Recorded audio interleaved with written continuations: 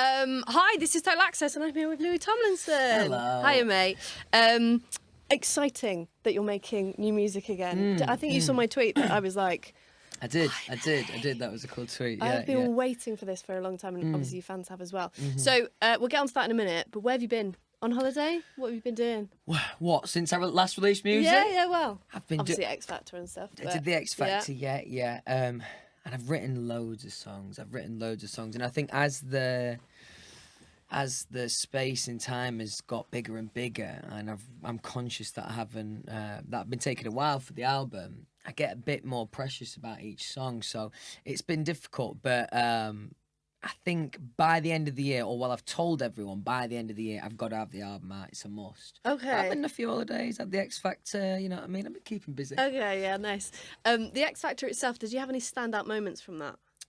Oh, it was all so amazing. I honestly thoroughly enjoyed it. I mean, it was stressful at times, obviously, but it was really, really fun. And also, like, experience for me in, like, a different area that I don't really get in my day-to-day job, and like I'm interested in like development anyway, and like helping new artists. So from that angle, it was really, really cool. Yeah. Do you have any moments where you like, I want you to set the scene for me, like backstage? Well, if I'm gonna go to one stage of the show that really, really stood out for me, and the live shows were always amazing. But Judges' Houses was really intense because obviously we'd said yes or no as a collective until that point, and then I had to send 2 people home, and luckily I put 4 through instead of 3. Yeah, Simon just changed it at his house as he does. But that was really tough. It was a roller coaster of emotions because the people I had to say no to, I really didn't want to, but I had to. But then when I said yes, what went on to be my category. Oh, it was an amazing feeling, really, really cool. So the whole thing was amazing, and I won it, which is all right.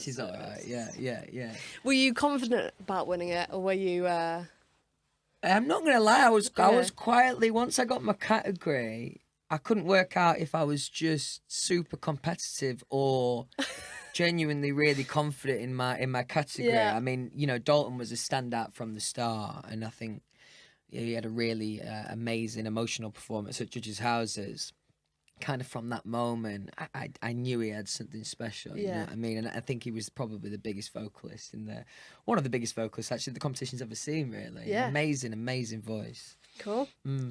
Your fans then? I follow a lot of your fans because I find them really funny and interesting. Legends, aren't they? Yeah, they're hardcore. Did you know that they've been sending out like Yorkshire packages to people? I've seen some of these, I've seen that they're sending all sorts of packages, to radio and different press people. I mean, it's amazing. They're like, they need to get employed. You know what I mean? Like, they are honestly amazing at like marketing, like proper. Like, I've seen randomly in America, they sent some like personalised sweets or something. Like some chocolate. You see that? Yeah. It's crazy. I was devastated because I didn't get any. I was like, damn, I next time. I'll have a word. Yeah, it was good. So they are hardcore and they are dedicated to you. I don't know whether you knew this, but on Spotify, for example, you've got like 4 million monthly streams, and that's from 4 tunes, right? Yeah. So does that ever blow your mind? Do the numbers ever scare you? I try not to look into the numbers too much. Right. I feel the presence of the fan base as a whole. I think we were so lucky we are so lucky to have a fan base like we all do and continue to have individually. Yeah. Of course, there's still them times when you look at the actual numbers and it is daunting. And you're thinking about the different areas, different countries of people who've listened to this song or whatever. But I try not to delve into the numbers too much. Especially because those One Direction numbers are pretty big. Yeah, they're massive. Of course they are. And that kind of ties in nicely to the campaign that you did around this tune, because you were releasing like little snippets and stuff around with the hotspot. The world. Yeah, that was fun. So, like, were you aware of where in the world they were putting them? And because there were some crazy places. Like, there were, yeah. We had quite a few meetings about it, and it was something that was important to me because when we were in the band, when we were in One Direction, what we did so well for most of the albums was do a really, really great online campaign and just something that's interesting and different. and creating that kind of event, I suppose. And it was, you know, we plan to do that, and also it's global, so you know, everyone kind of gets a chance. And then the day that we announced it and then released it, and just watching people go all over to these places, that did feel really cool.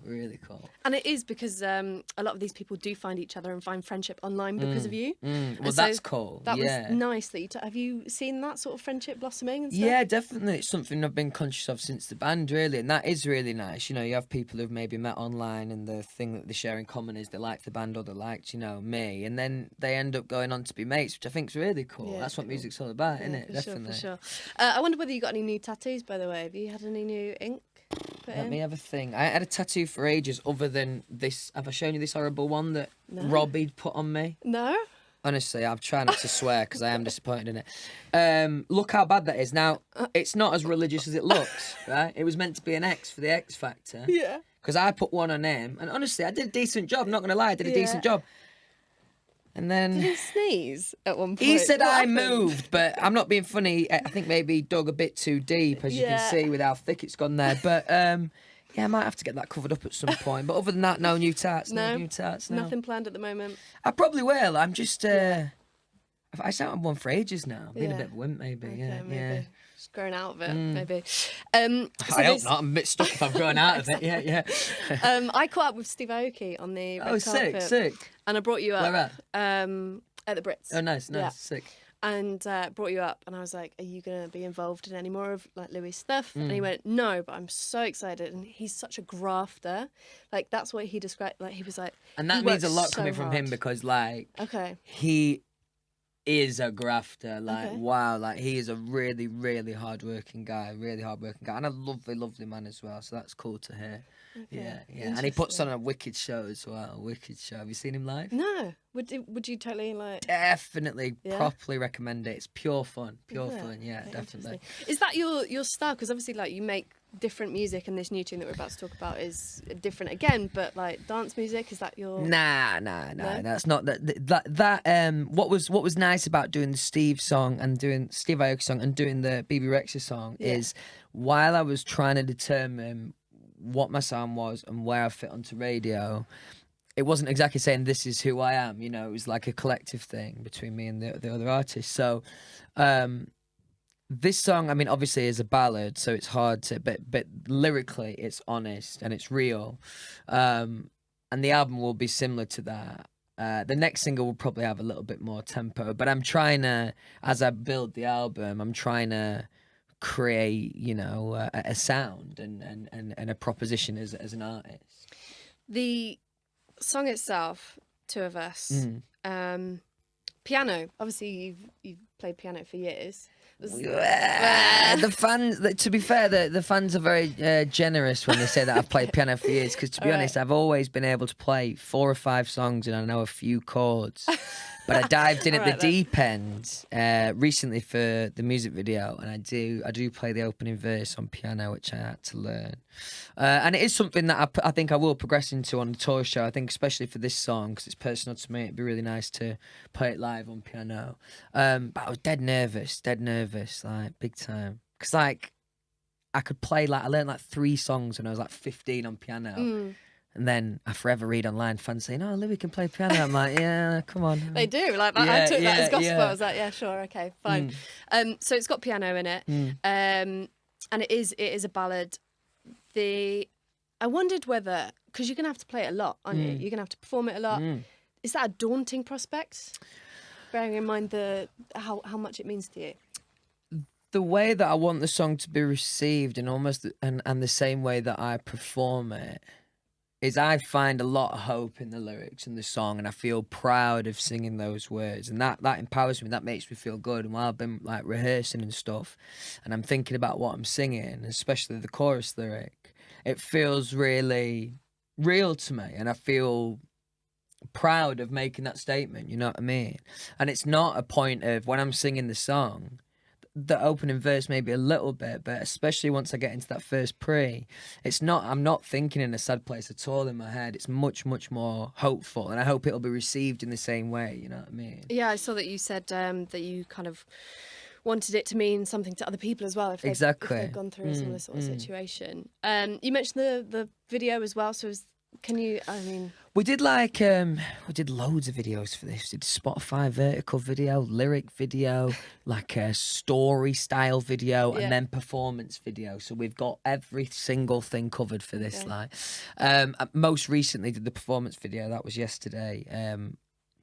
Dare I say it might be one of the coolest videos I've made. It was really, really good, really fun, great director, and just simple. And the place looked beautiful.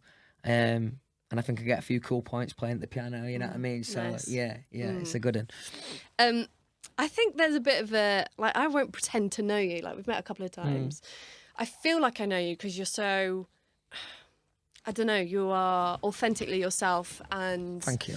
I think that's hard work in this business as well. When I was coming in the door, you were shouting at the car at someone. Yeah, I wondered if you heard that. Yeah, yeah, one of those stupid little immature things, you know what I mean? Every now and then, I mean, I've carried that since the band, you know what I mean? You get locked up all day and then you end up being immature a little bit. So, yeah, just trying to make people jump outside the car. It's a blacked out window, so seeing a few people think they might be getting robbed, but it's only me shouting. It was funny, funny. I didn't get you though, No, didn't you No, didn't. I'm that kind would of have glad been that funny. you didn't, because I would have dropped everything. Because I'm so, like, uptight and anxious all the time anyway. There was a few people like that, yeah. So are there any other, like, signature moves from you, like, that you shout out the car window at people? Any other, like, little pranks? Anything that's, like, harmless, but might annoy people a little bit, you know what I mean? That can be quite fun, like making people jump right now. I really upset a few people, but it was funny, you know? It was funny. Yeah. Only when it's not happening to you, though, right? Exactly. Okay, I wanted to quickly ask you about your fashion as well, because you've said previously that you're not really into fashion, but you're kind of embracing, like, I don't know, sportswear and stuff like that. Do you have any fashion icons? Anyone that you look up to and you go, he dresses nice? In a less creepy way, that I mean, often I might look, you know, I might see a lot of them rappers dress cool. A lot of them dress pretty mad as well. Right? Some of but I can't really think of an individual. No. Really, no. Because there's a lot of crazy fashion out there at the moment, especially from people in the industry. So, I don't know. Probably just like, it's probably like more in line with like football fans. Yeah. Styled up a little bit. Nice. Yeah. What will old man Louis Tomlinson look like? It's a funny question. 80-year-old Louis Tomlinson.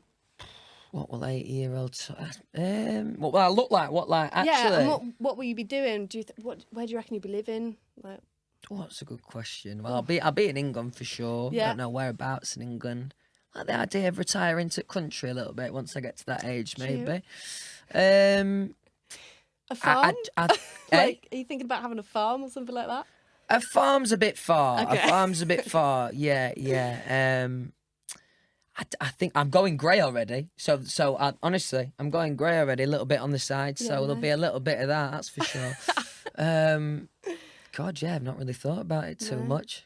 I'll be sat in my rocking chair thinking what amazing fans I had from back in the day, definitely. Nice. Well, thank you so much for taking the time to chat to us. Thank you. Appreciate it. Cool. And I love the single. Thank you.